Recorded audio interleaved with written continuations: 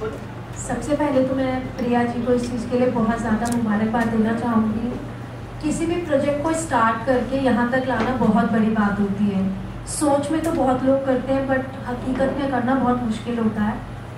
और शम्स ने जो किया है ना, हम एक बचपन से बात सुनते आ रहे थे कि पैदा होना आपके हाथ में नहीं होता, आप कहाँ पैदा होते हो, किस कल्चर में पैदा होते हो, किस एरिया में पैदा होते हो, बट उसके बाद आप अपनी लाइफ कैसे चेंज कर सकते हो, कैसे अपनी ज़िंदगी बना सकते हो, वो आपके हाथ में होता है। तो उसी चीज़ को शम्स ने प्रूव करके दिखाया है और लोगों के लिए और बच्चों के लिए बहुत बड़ी इंस्पिरेशन होगी मूवी। इसको देख के शायद बहुत लोग अपनी लाइफ में बहुत आगे जा सकेंगे। तो मेरी तो बहुत सारी बेस्ट विशेज़ हैं आप लोगों के लिए कि बहुत आगे जाइए अपनी लाइफ में, बहुत कुछ अच्छा करें और बहुत लोगों के लिए इंस्पिरेशन बने। Thank you. अब दोस्तों, इस फिल्म की जो डायरेक्टर साहिबा हैं प्रिया राठौर जी से मैं चाहता हूँ वो भी 2 शब्द कहें। कुछ खड़े होकर बोलेंगे।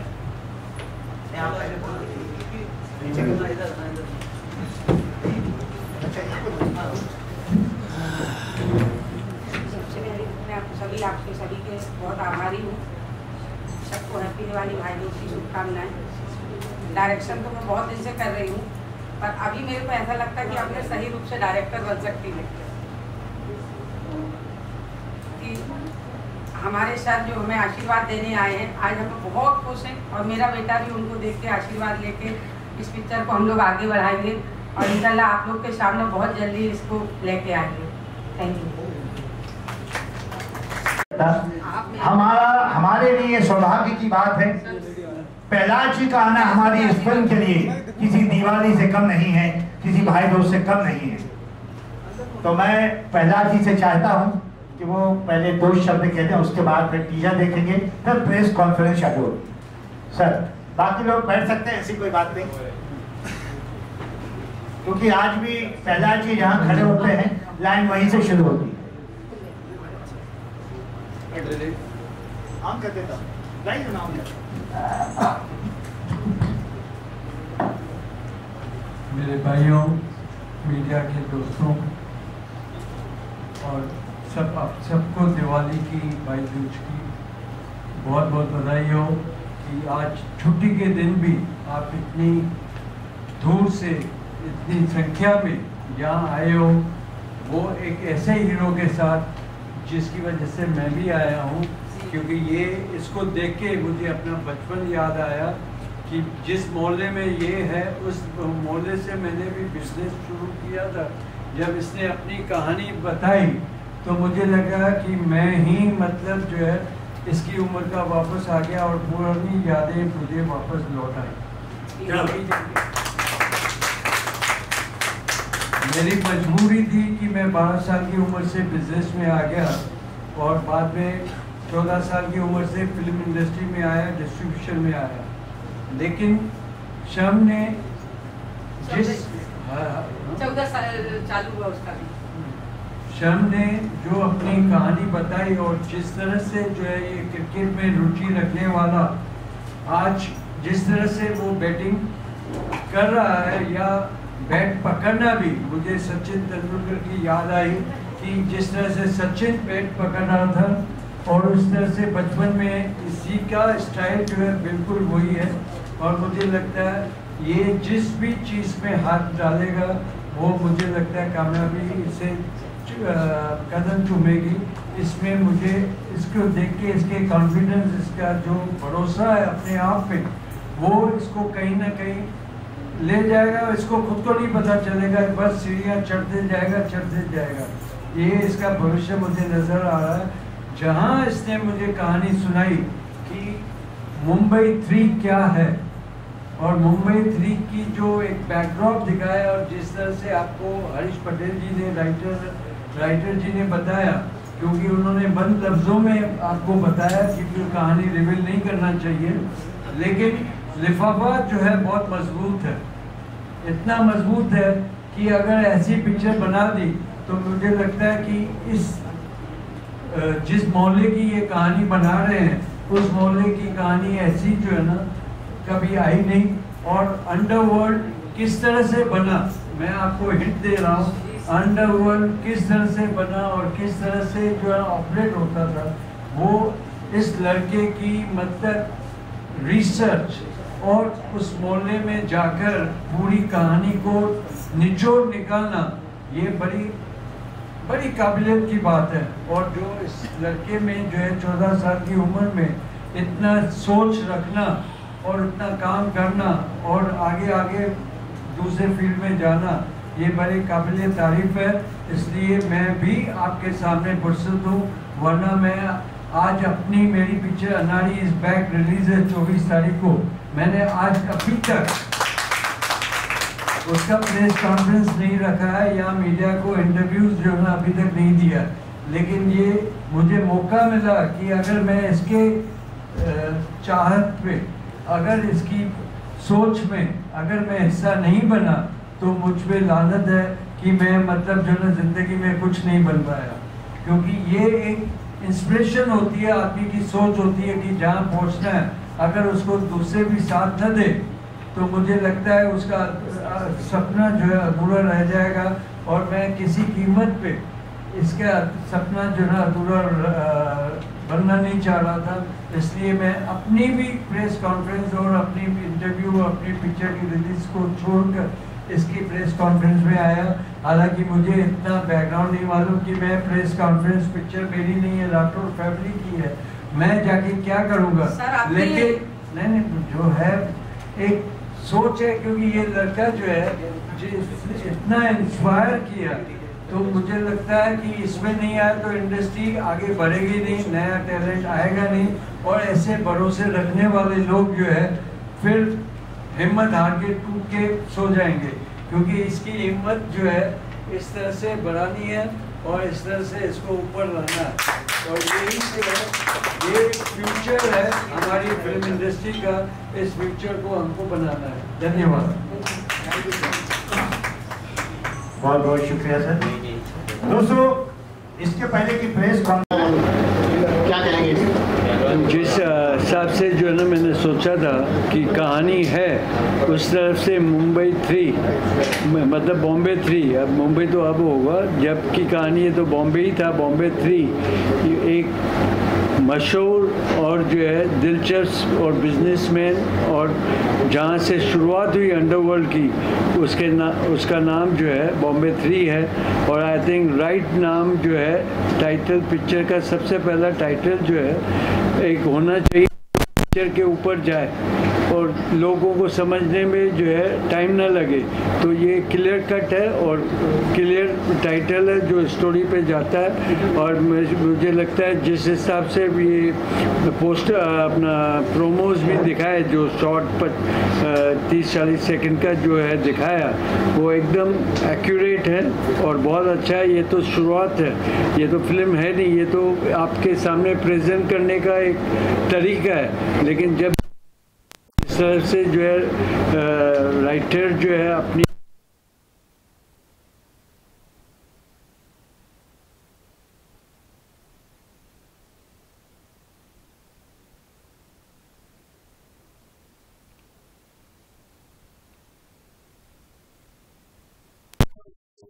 अंदर होनी चाहिए, ताकि सोच जो है ना उनकी होनी चाहिए, माहौल होना चाहिए।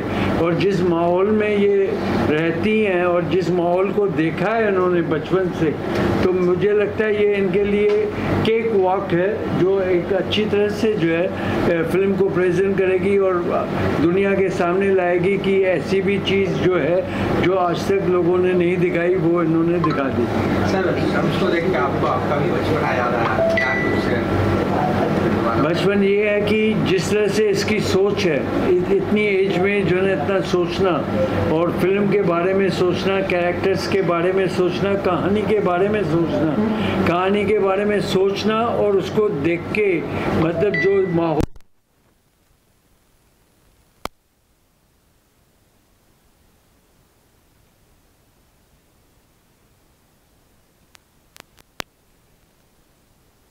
के हिसाब से जो है सामने लाने की कोशिश की, जो सराहनीय है बहुत।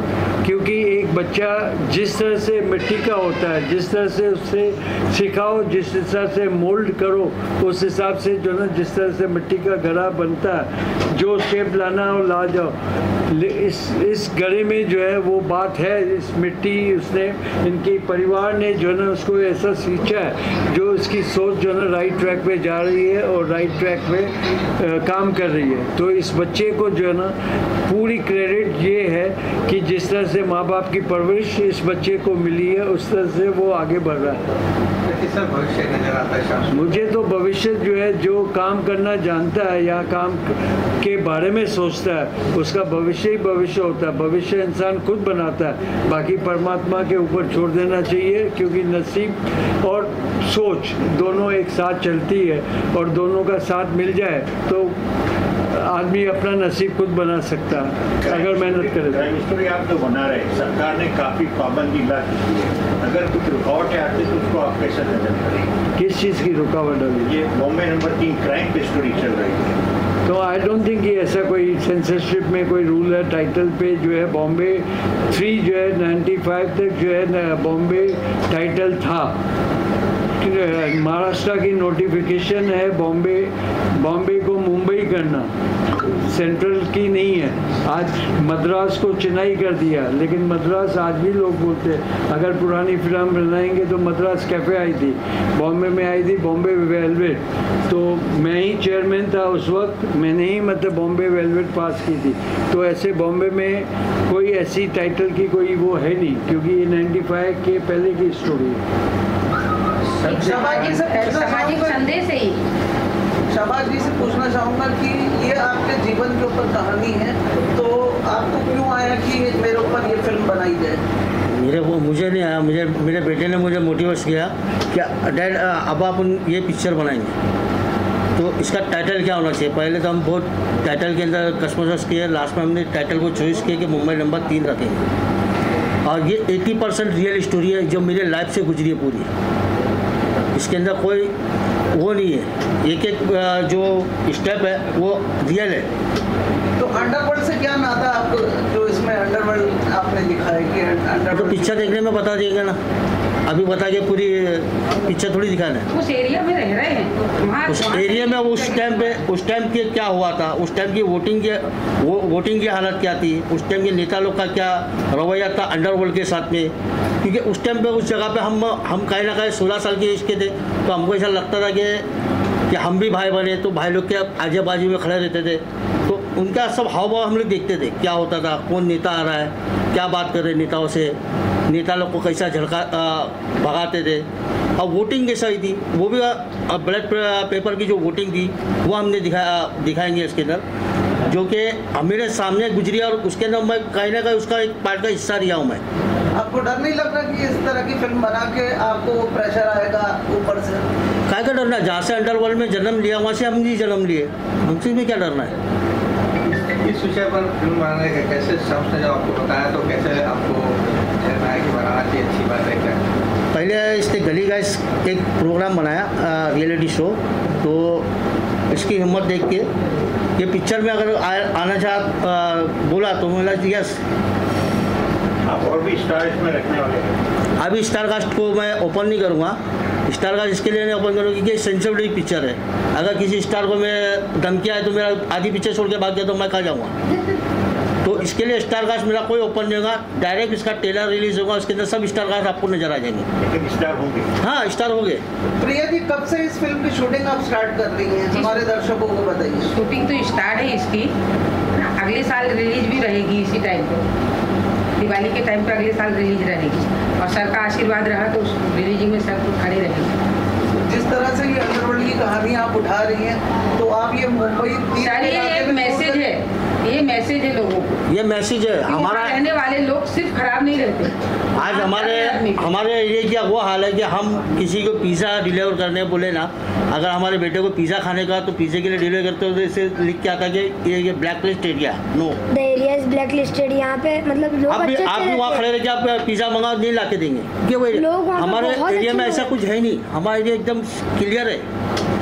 वो जो 90 के अंदर जो चलता था वो चलता था, अब नहीं है। अब तो वहाँ पे क्राइम नाम का जीरो नाम का क्राइम है उधर। जैसे सर ने अभी बताया शम्स, आपके रोल के बारे में बताइए, किस तरह का आपका रोल है इसमें? मैं एक ऐसा चाइल्ड इसमें रोल प्ले कर रहा हूँ। मैं वहाँ पे ना एक छोटे बच्चे का रोल प्ले कर रहा हूँ जिसमें मैं क्रिकेट खेलूँगा और मेरे डैड के पास्ट को लेके चलूँगा। मुझे कैसे मन में आया कि कैसे आपने कॉन्सेप्ट बताया कि एक फिल्म बनी थी, क्या क्या दिक्कतें आपको फेस हुई से? मैं एक दिन रात में सो रहा था तो डैडी बाजू में थे, तो मैं पूछा अब्बा आपका पास्ट कैसा था, तो अब्बा ने पूरी स्टोरी बताया। फिर मैं 2-3 दिन सोचा फिर मैंने अब्बा को कॉन्सेप्ट दिया और एटलीस्ट मैंने 24 आवर्स की रिसर्च की थी, पूरा एनालाइज़ किया, पूरी स्टोरी को लेके देखा, मैंने पूरा एनालाइज़ किया। फिर मैंने ऐसे अब्बा को बताया तो अब्बा ने बोले हाँ अच्छा आइडिया, चलो मैं आती हूँ। रिया जी, आप डायरेक्ट कर रही हैं, कितना मुश्किल या चैलेंजिंग है ये जी बनाना? कितना मुश्किल है या चैलेंजिंग है इस तरह की? देखिए सर, एक सर के आशीर्वाद के और सर के हाथ के नीचे हम काम कर रहे हैं, इसलिए चैलेंज तो हम कोई भी एक्सेप्ट करते हैं। चैलेंज हम किसी के लेते नहीं हैं, चैलेंज देते हैं सिर्फ। और डायरेक्शन हमने बहुत किया है, पर अब जो डायरेक्ट करेंगे उसको हम सही डायरेक्टर मानते हैं कि अब हम डायरेक्टर बनेंगे। कहाँ का लोकेशन आपने चूज? जी मुंबई 3 का लोकेशन रहेगा, 3 गलियों का, सिंधी गली, चोर बाजार, मटन स्टेट। होगा कुछ गाने होंगे फिल्म में? जी गाने भी हैं, गाने रिलीज बन चुके हैं, हो चुके हैं। टीजर देख के लग रहा है ऐसा कुछ कंट्रोवर्सी होगा, ऐसा है कुछ? ये तो आगे देखेंगे आप लोग को समझ में आए। मैं हरीश पटेल से सवाल पूछूंगा कि आपने किस तरह से कहानी को मोल्ड किया, कैसे बनाया, और उन्होंने आपको कहानी सुनाई, फिर आपने कैसे लिखी और क्या क्या इम्प्रूवमेंट लाए उसके अंदर?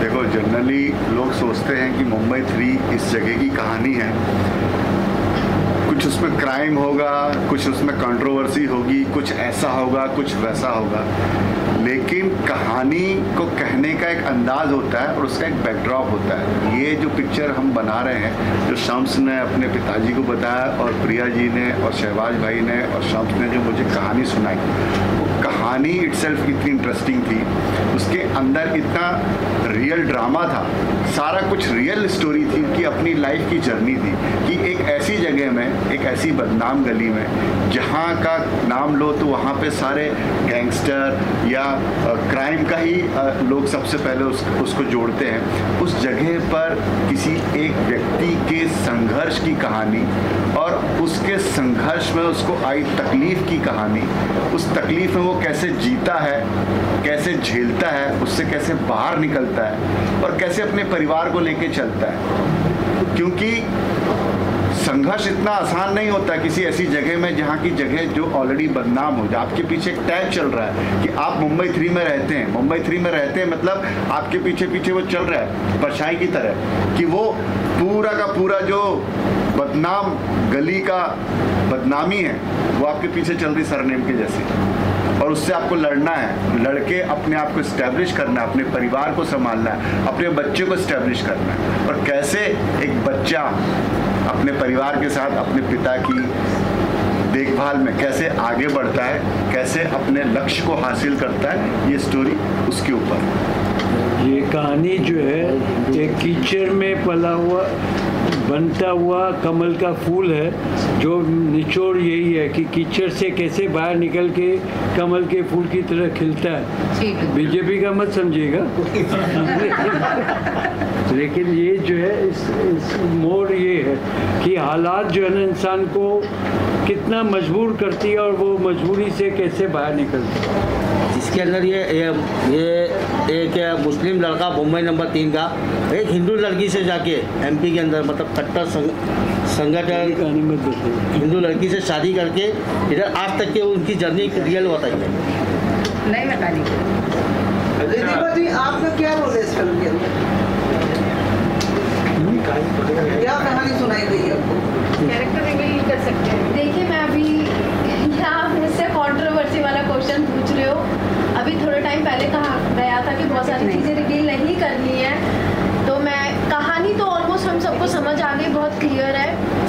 आप सब इसे कंट्रोवर्सी की तरफ से नेगेटिव पार्ट से देख रहे हो और मैं इसे पॉजिटिव पार्ट से देख रही हूँ कि एक बच्चा कैसे उस चीज़ से स्ट्रगल करके आगे बढ़ रहा है अपनी ज़िंदगी में, उसने कैसे चीज़ों को अचीव किया है। और हम हमेशा रोते रहते हैं ना, हमारे पास ये नहीं है, वो नहीं है, ये नहीं है। बहुत सारे लोग इस लाइफ में ऐसे भी हैं जिनके पास कुछ भी नहीं है और उन्होंने बहुत कुछ हासिल किया है। तो ये उसका एक छोटा सा मतलब 3, और वैसे किसी की ज़िंदगी को आप 3 घंटे में नहीं दिखा सकते हो, तो उसने अपनी पूरी ज़िंदगी, इवन अपने माँ बाप की ज़िंदगी को भी उस 3 घंटों के फ्रेम में उतारा है। तो हमें बहुत कुछ सीखने को मिलेगा। तो हम उसका नेगेटिव ना देख के यहाँ से प्लस पॉइंट है कि कैसे ज़िंदगी में आगे बढ़ सकते हैं और कैसे अपने चीज़ों से मतलब फाइट करके हम आगे जा सकते हैं। क्योंकि इसमें क्या आप बीती की कहानी है। कंट्रोवर्सी तब होती है जब एक मौला जिसकी जो है इर्द गिर्द जो है ना कहीं भी आपको जो है ना पॉजिटिवनेस नहीं मिलती। हर इंसान जो दूसरा भी है उसको नेगेटिव देखता है। जिस तरह से इन्होंने बताया कि पिज़्ज़ा, आज भी पिज़्ज़ा वाला लेके पिज़्ज़ा नहीं आ रहा, वो ये बीते हुए ज़माने हो गए, 40 साल हो गए, लेकिन आज भी पिज़्ज़ा वाले को डर लगता है कि इस मोहल्ले में नहीं जाना। तो अगर आप जो है ना जो दो लोग देखते हैं फिल्मों से, कोई सीखता तो नहीं है, जो माहौल होता है उसको फिल्म पर्दे पे लाया जाता है, एक आईने की तरह जो है ना सामने लाना है। अब उसमें किसको कितना समझ में आता है वो ऑडियंस जो है अगर ये मजबूत होती है पकड़ने में कि आपकी जो सच्चाई जो है आपके दिमाग में बैठती है, तो ये लोगों को डर नहीं लगेगा, वरना जो डर है वो कायम ही रहेगा। तो इस तरह से जो है फिल्में आईने की तरह जो है ना सामने लोगों के पेश होती है, और इस तरह से सच्चाई दिखाना अपने तरीके से अपनी कहानी डाल के, ये मतलब कंट्रोवर्सी का विषय है ही नहीं। कंट्रोवर्सी होती तब है जब आप दूसरे को नेगेटिव दिखा के अपने को पॉजिटिव दिखाओ। हमको लोगों ने नेगेटिव किया, अब कैसे पॉजिटिव होंगे वो कहानी है। बोरा जी क्या कहेंगे आप इस फिल्म के बारे में, किस तरह से आप इसको प्रोजेक्ट को हैंडल कर रहे हैं और आप लीगल एडवाइजर हैं कंपनी के? बहुत सारे पहलुओं पे लोगों ने अपना बयान लिया, लेकिन मैं ये कहना चाहूँगा कि ये फिल्म के माध्यम से समाज को एक संदेश पहुँचने वाला है, और ऐसा तगड़ा संदेश पहुँचेगा कि आज तक कभी सोचा नहीं होगा कि ये ऐसा भी होता है। मैं आपको एक बात बताऊँ कि आप क्राफर्ड मार्केट से लेकर के 7 रस्ता, ये पूरा मुस्लिम इलाका है। ये गारंटी के साथ कहता हूँ मैं कि अगर रात में 2 बजे कोई लेडी अकेली क्राफर्ड मार्केट से लेकर के 7 रस्ते तक जैकब सर्कल तक भी जाएगी, किसी की मजाल नहीं है कि उसको छुए या उसको छेड़े। ये संदेश जा रहा है कि ये इतना बदनाम इलाका नहीं है कि जितने के लोगों के दिमाग में बैठा हुआ है। It is the safest area of Mumbai. और मलबार हिल, कप परेड, ब्लू विले वाले स्कीम के लोगों ने करोड़ों का घोटाला किया है, तो उनके ऊपर कोई कार्रवाई नहीं है। और यहाँ पर लोगों को लोन देने के लिए सरकार जो है ना कैसे कैसे रवैये अपनाती है, वो आप इस फिल्म के माध्यम से देख सकते हैं।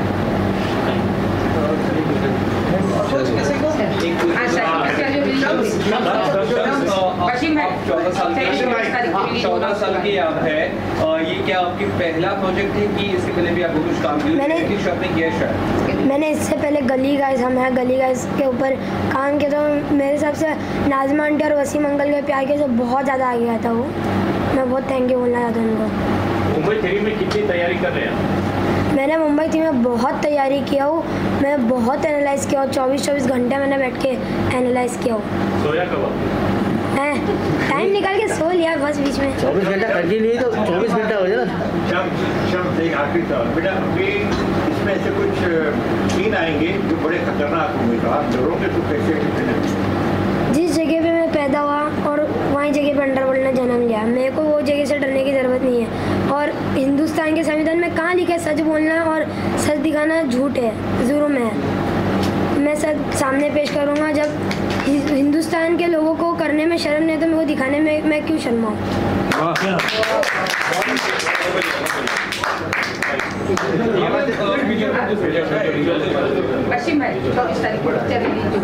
एक मिनट ठीक है।